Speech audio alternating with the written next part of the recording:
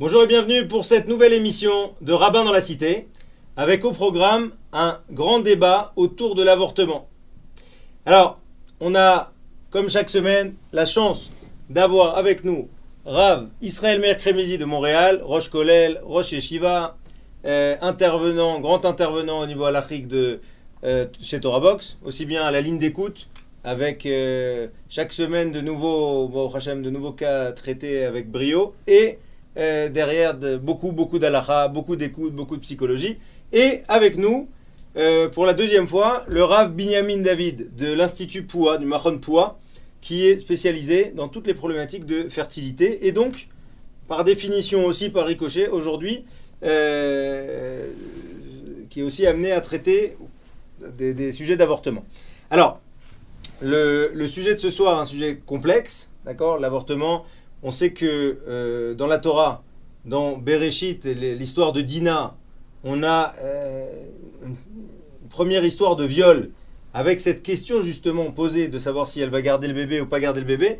Et là-bas, le Midrash explique qu'elle a dit qu'elle était prête à le garder uniquement si Shimon était prête à l'épouser pour faire face à cette tragédie qu'elle a vécue. Elle a honte de porter un bébé tout seul. Ce bébé qui va devenir Osnat Bat Potiphar et qui va devenir finalement rien d'autre que la femme de Yosef Hatzadik. Et donc en fait, elle a finalement cet avortement, cette vie en creux qui a permis à Yosef de s'en sortir et de se marier quand même avec une juive en Égypte et de sortir Ephraim et Ménaché qui sont justement la base même aujourd'hui de la bénédiction de tous les enfants d'Am Israël. Alors, on va, Ezrat Hashem, rappeler que l'IVG, d'accord, l'interruption volontaire de grossesse a été vécue pour énormément dans le monde laïque occidental comme peut-être le point d'orgue, la plus grande possibilité pour une femme de maîtriser justement son cycle d'enfantement et donc c'est la plus grande liberté pour la femme. Lo alenu. Et on va pas refaire l'histoire, mais en tout cas, une chose est sûre, c'est qu'il y a ici, dans la question de l'avortement, un sujet extrêmement complexe pour nous et nous juifs qui sommes justement très poussés à fructifiez-vous, multipliez-vous, faites de grandes familles, amenez la Géoula à travers toutes ces naissances. Et on va demander à Rav Kremizi d'abord de nous dire, d'un point de vue halachique, jusqu'où finalement l'avortement est assimilé à un meurtre. D'abord, bonsoir à tout le monde. Dans la Torah, on voit la problématique de l'avortement sur plusieurs niveaux. D'abord, il y a le niveau d'avortement quand l'enfant met en danger la maman. Alors, d'abord, ça c'est le cas le plus simple. La Torah, elle dit que le fœtus, malgré qu'il a des lois de vitalité, mais tant qu'il n'est pas sorti dans le monde, donc il est seulement ce qu'on appelle un néphel. Il a un doute, est-ce qu'il va arriver à maturité de vitalité ou pas. À l'inverse, la maman, qui est là et qui déjà est en vie, donc si le fœtus met en danger de mort la maman, la Torah permet de pouvoir enlever et de faire un avortement, d'enlever le bébé, parce que le bébé est comme si qui est en train de tuer la maman. Donc ça c'est le cas le plus simple que l'on peut donner, où il nous est permis, halachiquement, quand le fœtus met en danger la maman, de pouvoir faire un arrêt de la grossesse. Les deuxièmes cas qui nous arrivent, c'est quand, par exemple, nous ne voulons plus l'enfant. Et pour ça, il peut avoir plusieurs raisons pourquoi les parents ne veulent pas de l'enfant. La première raison, quand vous l'avez mentionné, quand il arrive d'un viol, par exemple. Quand une maman ne voulait pas cet enfant, de cette relation, et elle a été forcée à avoir, et maintenant, à chaque moment, l'enfant lui rappelle le traumatisme qu'elle a subi de ce rapport forcé, et que l'enfant est le symbole de ce viol entre cette femme-là et cet homme-là. Donc, est-ce qu'il nous est permis de faire quelque chose ? 2.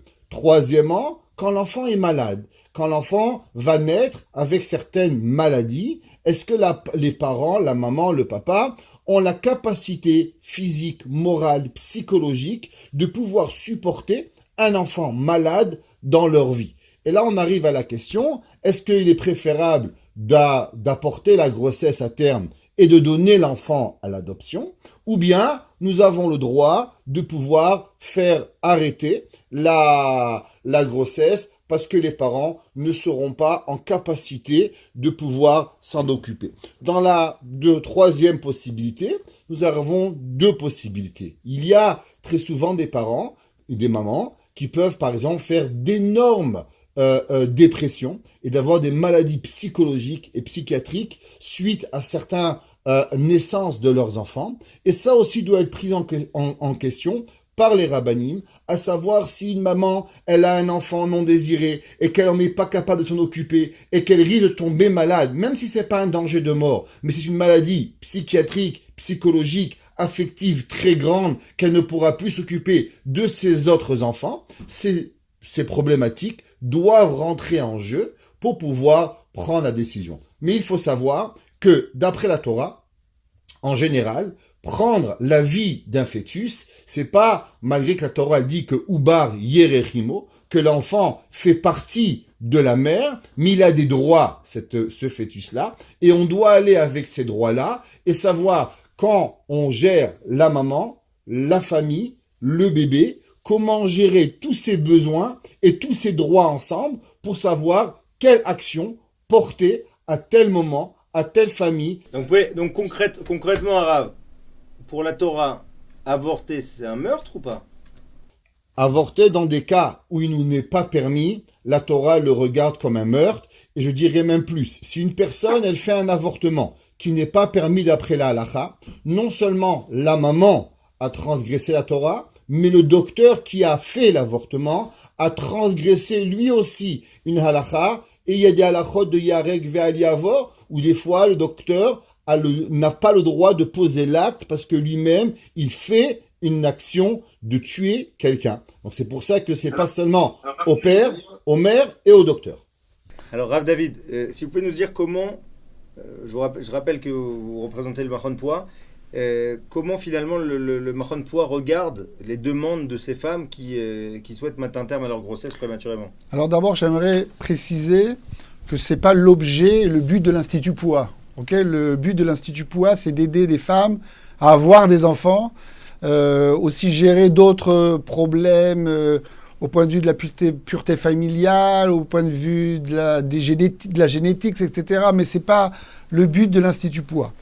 Mais, comme vous l'avez dit, on est parfois confronté à ce genre de questions, surtout si on a suivi une femme durant tous ces traitements de fécondité où elle nous a posé des questions de halakha, etc. Lorsqu'elle a pris un problème pendant la grossesse, elle se tourne d'une manière naturelle vers nous, elle attend une réponse. Alors déjà, on fait une distinction entre deux cas qui sont pour nous fondamentaux. Il y a la demande d'arrêt de grossesse pour des questions sociales et il y a la demande d'arrêt de grossesse pour des questions médicales. Lorsqu'on parle de questions sociales à l'Institut Poa, on ne s'en occupe pas. On ne s'occupe pas de jeunes filles qui tombent enceintes, etc. C'est pas le but. Pour ça, il existe en Israël une association extraordinaire qui s'appelle Agudat Efrat et on dirige ces femmes vers Agudat Efrat qui seront là avec des psychologues et des moyens financiers pour pouvoir aider, accompagner ces jeunes filles, par exemple, qui tombent enceintes ou ces femmes qui tombent enceintes et qui ne veulent pas leur enfant. Et après, pouvoir les aider à prendre une décision de continuer à s'occuper de cet enfant ou bien de le diriger vers une adoption. Alors, le deuxième cas de figure, où à l'Institut Poa, on rentre dans le dossier, c'est des questions médicales. Ou bien, comme le Rav a dit, des questions médicales par rapport à la mère, où la mère est en danger, ou on pense qu'elle est en danger, ou bien si l'enfant est en danger, etc. Et dans ce cas-là, le but d'abord de l'Institut Poa, l'objet, c'est d'abord de trouver quels sont les médecins qui sont les plus spécialisés pour pouvoir donner des réponses claires sur le dossier médical. Parce qu'il est clair qu'on a besoin vraiment d'une réponse très précise.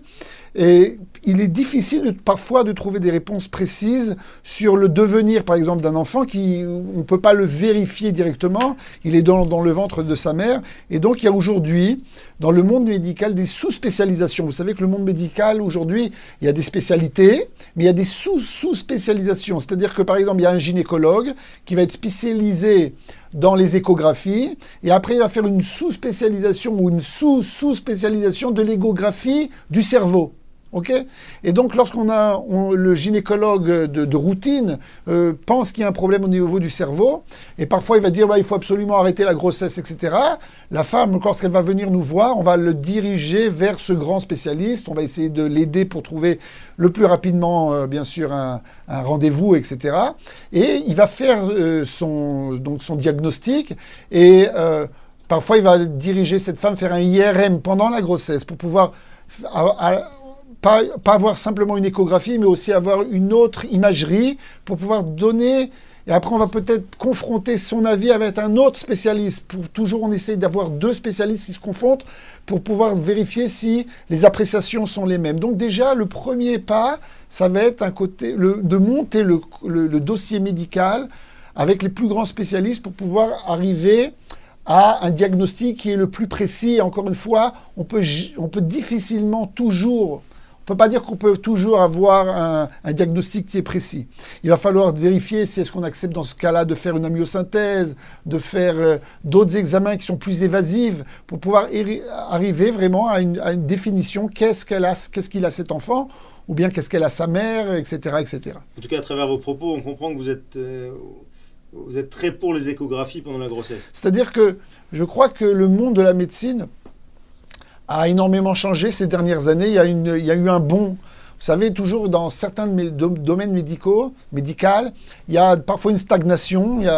Pendant 20 ans, 30 ans, il n'y a rien de nouveau. Puis tout d'un coup, il y a des nouveautés. Le saut épistémologique de Gustave Bachelard. Donc là, il y a eu un bond au niveau du monde de l'imagerie médicale, ok, par le fait qu'aujourd'hui, il y a des échographies où on voit du Doppler, on voit le sang qui circule, on a des imageries en 3D, on voit en 3 dimensions le bébé de tous les côtés. On a aujourd'hui, grâce à l'IRM, des possibilités de rentrer dans des différents strates du bébé, etc. Et donc aujourd'hui, Akadosh Baruch Hu nous a donné des outils qui nous donnent des possibilités d'exploration beaucoup plus grandes. Et qui vont permettre quoi, du coup ? De comprendre quel est le problème. Mais il y a toujours une phase de transition. Il faut savoir que lorsqu'il y a une nouvelle technologie qui vient, au début, on ne sait pas vraiment comment s'en servir. Et il y en a il y a des diagnostics qui ne sont pas les bons, il y a des erreurs qui sont faites. Ça prend un certain temps jusqu'au les médecins vont arriver à finaliser exactement quel est l'outil le meilleur.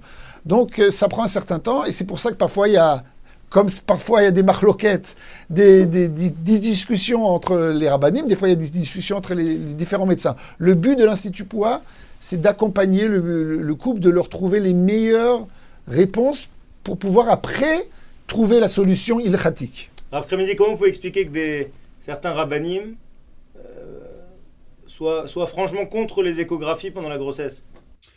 La réponse la plus simple que j'ai d'abord, c'est que faut savoir que sur l'échographie, nous avons une différente pensée entre, on va dire, Eretz Israël et le reste du monde. Énormément de rabbinim en dehors de Eretz Israël, vous allez trouver très peu de rabbinim qui vont être contre les échographies. On sait que dans le monde extérieur, en Eretz Israël, le grand possèque était Rav Moshe Feinstein, où c'est lui, je pense, qui a ouvert toute la nouvelle technologie, a donné les premiers avis médicaux dans des différentes questions, comme le Machon Poua, qui, à mon avis, n'aurait pas pu exister s'il n'y avait pas eu le Rav Moshe Feinstein. Dites-moi si je me trompe, mais je pense que c'est le premier qui a osé s'attacher et s'affronter à ce genre de questions et à sortir de la boîte. Donc d'abord, le monde américain, le monde européen est un peu plus ouvert à la médecine que le monde en Israël. Donc on trouve beaucoup plus de rabbinim qui permettent que de rabbinim qui interdisent. Et la réponse à votre question, elle est très simple. À savoir, Akadosh Baruch Hu a créé le bébé dans le ventre d'une maman, qu'on ne voit pas qu'est-ce qui se passe. À partir du moment où Akadosh Baruch Hu n'a pas donné la possibilité à l'œil nu de pouvoir voir qu'est-ce qui se passe, est-ce que nous avons le devoir d'aller chercher quelque chose que Hachem ne veut pas, ou bien non? Si Hachem voulait que je sache, il aurait créé le ventre des mamans comme une glace, comme c'est marqué qu'il a fait au moment de Kriyat Yam-Souf, et alors on aurait vu ce qu'on avait besoin de voir. Aujourd'hui que Hachem ne l'a pas fait, alors peut-être que je n'ai pas d'obligation d'aller le voir. Beaucoup de ces rabbinim qui sont contre les échographies sont de l'opinion Tamin tiem Hashem Elokecha. Akadosh Baruch Hu ne veut pas que tu le saches, alors avance et va le faire. D'autres rabbinim. Je crois que la raison principale, elle est que ces rabbins craignent que certaines femmes fassent des avortements, des arrêts de grossesse,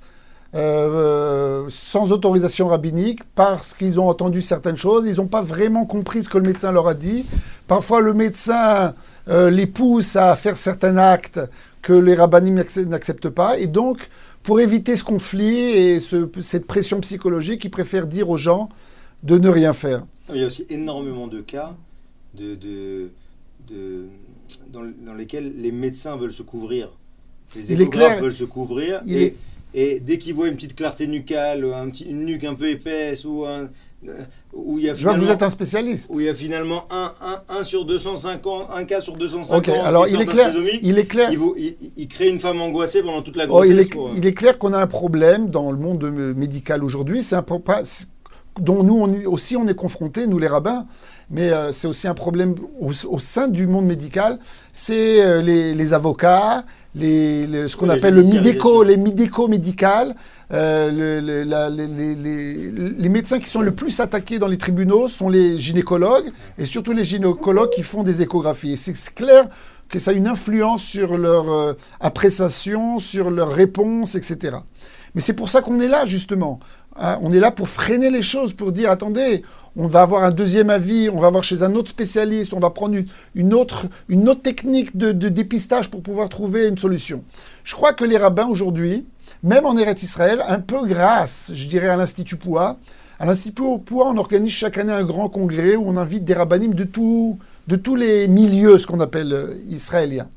Et ces rabbinim, ils entendent des conférences de grands spécialistes. Et justement, chaque année, je demande à un grand spécialiste de l'échographie de venir nous donner les dernières nouveautés dans le monde de l'échographie et d'expliquer à ces rabbinim que de nos jours, l'échographie, c'est pas simplement avorter ou pas avorter. C'est aujourd'hui, on a une possibilité de gérer les choses d'une manière mieux, pour éviter des problèmes. Par exemple, aujourd'hui, c'est encore nouveau, mais on peut faire des interventions chirurgicales chez le fœtus pendant la grossesse. On peut faire déboucher des artères, on peut pomper certains liquides qui sont dans le cerveau ou dans la cage thoracique. On va pouvoir lui préserver la vie. Ce bébé, s'il n'avait pas eu on lui avait pas fait d'échographie, il serait mort, ou il aurait été avec un problème cérébral toute sa vie. On peut le sauver. C'est encore sporadique, c'est encore rare, mais il y a de plus en plus de cas. Par exemple, dans la cardiologie, ce qu'on appelle la myocardiologie, des problèmes de cœur, si une femme sait dès le départ qu'elle a un problème grave, que son bébé a un problème grave, elle ne va pas ni accoucher à la maison, comme aujourd'hui certaines femmes aiment le faire, ou accoucher dans une petite clinique très sympathique. Elle va devoir aller coucher dans un grand hôpital où il y a un système d'urgence pour s'occuper des bébés. Ils vont demander à un grand spécialiste de la cardiologie d'être présent pendant l'accouchement, et il va faire une intervention juste après. On va pouvoir lui sauver la vie. Donc aujourd'hui, on parle d'un autre langage. Et je crois que c'est entre autres le rôle de l'Institut Poua d'apporter ces nouveautés devant les rabbinim. Et je vois que les positions changent et peut-être se rapprochent des positions qui sont au Canada ou aux États-Unis. Alors Rav Kremezi, encore une fois, pour nos auditeurs, on est sur un sujet sur une pente extrêmement glissante. Il faut bien comprendre que tous les propos tenus par Rav David, par Rav Kremezi, sont à prendre avec énormément de pincettes et à toujours remettre dans un filtre de cas particuliers avec son Rav qui lui-même ira certainement reconsulter derrière le Machon Poua, etc. Mais en tout cas, bien comprendre que là, surtout dans la question maintenant que je vais poser à Rav Kremezi, à savoir quels sont les cas pour lesquels il n'y a aucun doute qu'on peut avorter, d'accord, que la Torah permet un avortement. Mais il faudra quand même une autorisation rabbinique, il est clair. Même si c'est un cas qui est je dirais, pas banal, parce qu'il n'y a jamais de cas banal, c'est toujours très difficile d'arrêter une grossesse, mais même si on peut l'autoriser, il faudra, même si c'est clair, il faut pas prendre une décision de seul. Je dirais même que, au point de vue ilkhatique, d'abord c'est important, et même au point de vue psychologique. Parce que des fois, je vois des couples qui viennent me voir 1 an après, 2 ans après, où ils n'ont pas pris de contact avec un rave. Ils viennent maintenant avec le dossier, me disent « Est-ce qu'on a bien fait ? Est-ce qu'on a bien fait ? Ça nous ronge. On dort pas la nuit. On est bientôt avant Yom Kippour. Et chaque fois que Yom Kippour arrive, je me dis « J'ai tué un enfant. Est-ce que dans ce cas-là, j'aurais pu le faire ?» On aurait pu leur éviter tous ces problèmes psychologiques si c'était voir un rave avant. Est-ce que vous pouvez nous faire un focus un peu sur les grands points halachiques et justement les cas où c'est pas si simple et où là il faut consulter d'évidence? D'abord, il faut savoir que dans l'avortement en général, le fœtus reste 9 mois, 42 semaines dans le ventre de la maman. On ne gère pas le fœtus pareillement à travers tout le même temps de la grossesse. Ça veut dire que, par exemple, il y a d'abord les 40 premiers jours, où on sait que, par exemple, il y a des femmes que le fait même d'être enceinte, le fait même d'avoir un afflux de sang qui va être plus grand, elles ont de la haute pression, elles ont différents problèmes cardiaques, que juste le fait même d'avoir un enfant, même aussi petit qu'il soit, l'enfant, même s'il sera en bonne santé, la maman peut mourir. Donc déjà, il faut savoir que ces femmes-là, en général, sont suivies par des médecins et on leur a interdit, à travers certaines difficultés, très souvent des femmes qui ont des problèmes cardiaques, des femmes qui ont eu de la chimiothérapie précédemment, ces femmes-là ont l'interdiction d'être enceintes. Et le jour où elles sont enceintes, elles ont un retard dans leurs règles, il faut savoir que tout de suite, elles doivent aller consulter un docteur et que le plus rapidement possible, où elles vont avoir le diagnostic qu'elles sont enceintes et que le docteur va leur dire « Madame, vous mettez votre vie en danger chaque jour que vous passez avec cet embryon dans votre ventre, il faut qu'elle consulte immédiatement, dans les jours le plus rapidement possible, même si elle a seulement un doute, un rave, où on va lui permettre, dans ce cas-là, de pouvoir faire une avortion. Bien sûr, c'est pas le rave du coin qui va le faire, et le rave du coin peut-être va prendre la question, va l'amener à un gadol, à des grands poskim, comme à l'époque le Rav Eliashiv, comme en Amérique, nous avons le fils de Rav David Feinstein, nous avons des gadolés Ador, ou prendre ces décisions où ils sont capables de le faire, bien sûr, avec réfléchi, mais très rapidement, à travers le dossier qu'on va leur donner. Donc ça c'est le cas le plus simple qui peut arriver. D'autres cas, que par exemple l'Institut POA peut avoir, quand nous faisons très souvent des fécondations in vitro, où nous faisons des fois nous mettons enceinte certaines mamans, et des fois elles peuvent arriver qu'elles ont des multiples grossesses. Par exemple, ça arrive qu'elles sont enceintes de 4, 5, 6 bébés, et que la madame n'est pas capable, on le sait pertinemment, qu'elle ne va jamais arriver à terme à pouvoir donner à des quintuplés ou des sextuplés. Et là, il faut prendre une décision très rapidement. Combien de bébés nous allons pouvoir garder dans le ventre de cette maman-là? Parce que chaque bébé, si on laisse les 6 embryons, ils vont tous finir en général, mathématiquement, à pouvoir mourir. À l'inverse, si on en garde 1 ou 2, on est capable de les sauver. Donc, quand il arrive ces problématiques-là, que la maman a une multiple grossesse, bien sûr, qui n'était pas désirée, elle voulait en avoir un, elle devient enceinte de 6, 7 bébés, et j'ai même été une fois, peut-être Laura peut vous dire, j'ai reçu un appel, une femme qui a été 8 embryons qui ont été pris, il fallait prendre décision, donc le rêve a dire plusieurs cas comme ça, et là il faut prendre des décisions immédiatement, à savoir qu'est-ce que l'on fait, parce que chaque embryon a un digne d'assassin envers l'autre embryon. Alors est-ce qu'on garde 2, on en garde 6, on en garde 8, donc dans ce genre de questions-là aussi, il faut pouvoir appeler le rave immédiatement, et des raves compétents halachiques, où ils vont pouvoir donner des réponses à très très très court terme. Quand je dis court terme, je dis 24-48 heures, parce que après 48 heures, très souvent on passe après les 40 jours, où ça devient plus difficile de répondre. Après les 40 jours, on a encore les 90 jours, où d'après certains décisionnaires halachiques, qu'on peut encore passer les 90 jours, les 3 mois, ce qu'on appelle. Donc là, on a encore un milieu beaucoup plus facile de pouvoir répondre à ces questions. Après les 90 jours, on tombe dans la beaucoup plus grande problématique de pouvoir arrêter une grossesse qui arrive. Donc les 2 cas, on va dire, qui sont les plus simples à pouvoir répondre encore pour les rabbinim spécialisés, c'est quand la maman est en danger de mort du fait même qu'elle est enceinte, et numéro 2, quand il y a de multiples grossesses où le multiple grossesse met la vie en danger de la maman et que chaque embryon en soi-même, il a un problème qu'il tue tous les autres embryons parce qu'avoir 6-8 bébés dans le ventre, on n'est pas capable de pouvoir gérer ça. Mais de nos jours, je dirais que de nos jours, ce type de problème existait à une époque et de nos jours, la politique des hôpitaux aujourd'hui, c'est de replacer 1 ou 2 embryons. C'est aujourd'hui rare qu'on se trouve avec des 5-tuplés, des 6-tuplés. Ça peut arriver, je ne dis pas non, mais de nos jours, la médecine essaye d'anticiper, d'éviter ce genre de problème. Alors, Crémizy, par rapport à tout ce qui est enfant né d'un viol, qu'est-ce que dit la Torah ? Vous l'avez dit au départ, la plus grande preuve, vous savez que nous avons 2 Mashiach, Mashiach ben David et Mashiach ben Yosef, et que Mashiach ben David ne peut pas venir sans Mashiach ben Yosef. Et juste imaginez-vous une seconde, si Dina, elle avait eu la merveilleuse idée d'avorter.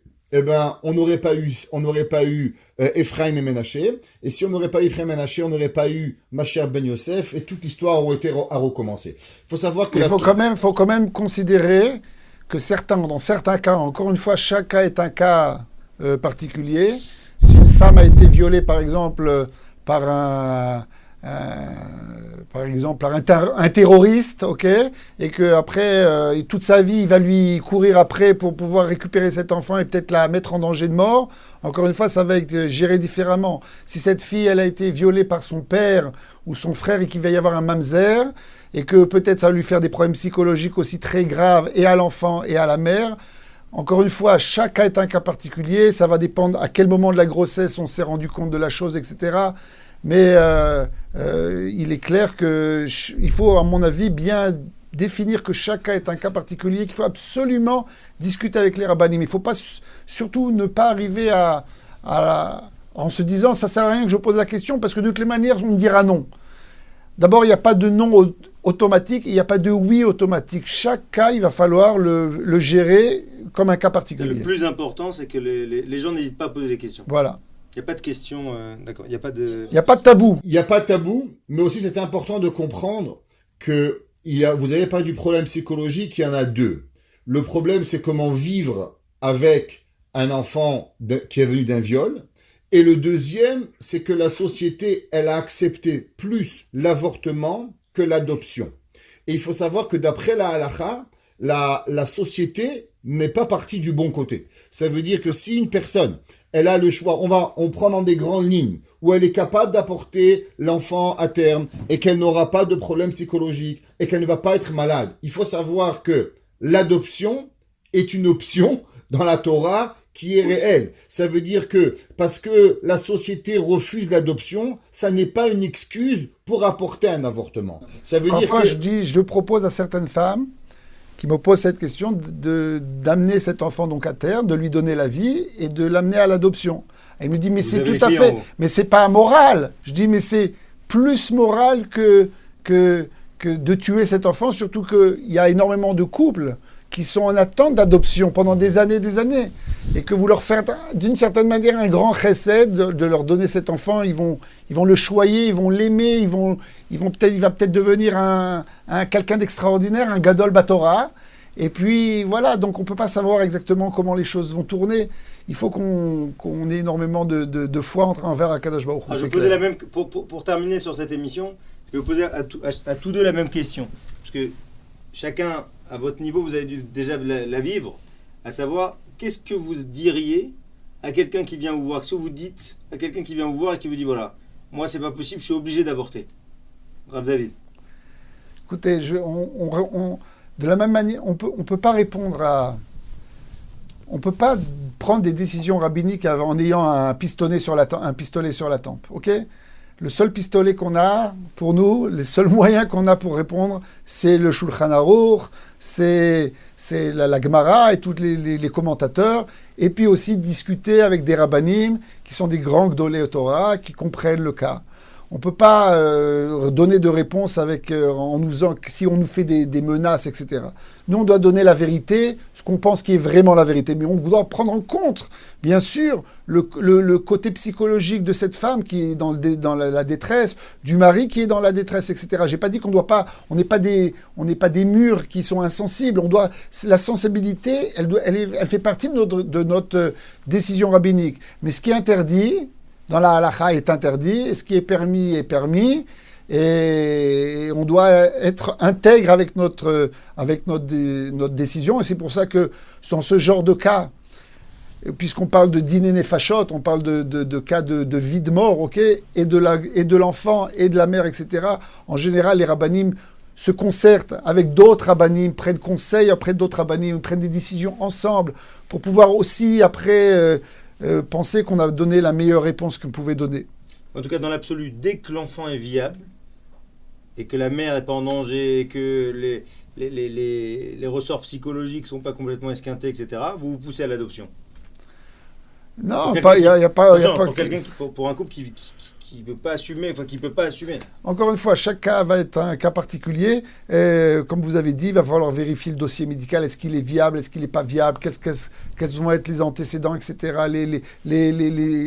À long terme, etc. C'est énorme, c'est très très compliqué. C'est clair qu'on peut difficilement répondre comme ça. Frémézy, j'imagine que sur la ligne d'écoute, vous avez déjà dû avoir ce genre de cas. Sur les écoutes, pas encore, mais sur la réalité, oui. Et je vais peut-être donner 2 conseils à des rabbinim. Je vais m'adresser plus à des rabbinim, mais à des gens communautaires. J'ai eu affaire à des femmes qui ont avorté malheureusement, qui ont écouté personne, ou d'autres, on a pu les sauver. La première chose qu'il y a à faire, c'est qu'au moment où on reçoit un appel comme ça, où on vient nous voir, où on vous appelle, la première sensation que vous donnez à la personne, à combien le sujet est important. Ça veut dire, vous avez un mariage ce soir, il n'y a plus de mariage. Il n'y a plus rien qui va compter. Si une personne, elle est venue vous voir avec ce genre de questions, comme le Rav a dit que c'est pikuach nefesh, ça veut dire que maintenant, le Rav qui a eu la question doit se sensibiliser à la question et comprendre qu'il n'a plus rien à traiter jusqu'à que ce dossier est fermé. Ça veut dire qu'on ne peut pas dire « Ah, c'est une bonne question, je vous rappelle dans 5 jours ». Parce que 5 jours, le mari et la femme sont en train de mourir et peuvent faire quelque chose qu'ils vont le regretter par la suite. Ou le garder, ou bien l'avorter, et ils risquent de le regretter d'un de côté. Donc d'abord, il faut avoir énormément de compassion pour ce couple-là. Leur expliquer à combien on va prendre à cœur la question, qu'est-ce qu'on va être prêt à faire pour eux. On va leur mettre un travailleur social ou une travailleuse sociale, un psychologue, aller leur faire montrer qu'on va prendre des rabbinim, qu'est-ce qu'on est prêt à faire pour eux. Et plus on va donner la sensation que la question est importante et qu'on va tout faire pour les aider dans la décision qui est le mieux possible à tous les niveaux, halachique, psychologique, pour le mari, pour la femme, pour la famille, trouver des solutions, alors déjà la personne elle est rassurée à savoir qu'elle a une véritable difficulté. Très souvent, ils se sentent seuls et ils ne savent pas quoi faire. Mais s'ils sont automatiquement encadrés, alors on va avoir de beaucoup plus grands résultats. Pour vous donner juste un exemple, il y avait une femme qui avait des très grands problèmes psychologiques où elle avait peur pour pouvoir son enfant. On lui a même proposé $200,000, j'en répète bien le même mot, pour pouvoir qu'elle arrive à garder le bébé, à s'occuper d'elle pendant les 9 mois, à lui payer tout ce qu'elle avait besoin, et par la suite, elle aurait eu le choix. En fin de compte, les choses ne se sont pas passées, mais une chose qui est certaine, on s'est mis tous ensemble, des thérapeutes, des psychologues, des rabbinim, le Rav de la ville, lui faire montrer clairement et nettement que sa difficulté était devenue notre difficulté. Et que ce n'était pas une question qu'on laissait sur une table, sur une pile. Et je pense que si les personnes sentent cette véritable approche des rabbinim, véritable approche du parent qui peut être l'oncle, le beau-frère, le Rav, avec qui on lui a posé la question, et que la personne, elle voit à combien ça nous est à cœur, alors on aura un beaucoup plus grand succès de communication pour trouver une véritable solution. Je ne dis pas que c'est d'avorter ou de pas avorter, mais une chose qui est sûre, c'est de trouver un moyen de communication réel pour pouvoir faire une décision éclairée de tous les points de vue, du mari, de la femme, de la Torah et de la halakha. Rav Kremezi, merci beaucoup. Donc en tout cas, toujours pareil, cette idée que le Ham Israël a besoin de chaleur, notamment dans des moments comme ça, complexes, difficiles, et que Baruch Hashem, chaque Ben Israël, chaque est une unité qui vient participer, corroborer du tout, et que chacun, on a une place, on est une terre d'accueil justement pour ces questions-là, chacun à son niveau, et que Be'ezrat Hashem, on soit tous réunis, unis dans ce genre d'épreuve pour aider les gens à trouver la voie, la bonne réponse. Amen, Kenny Ratson. Merci Amen. beaucoup pour Amen. cette émission de Rabbin dans la Cité. Et à très bientôt. Hatzlacha. Bonne journée, Shavua Tov. Ah ouais. Kol Tov.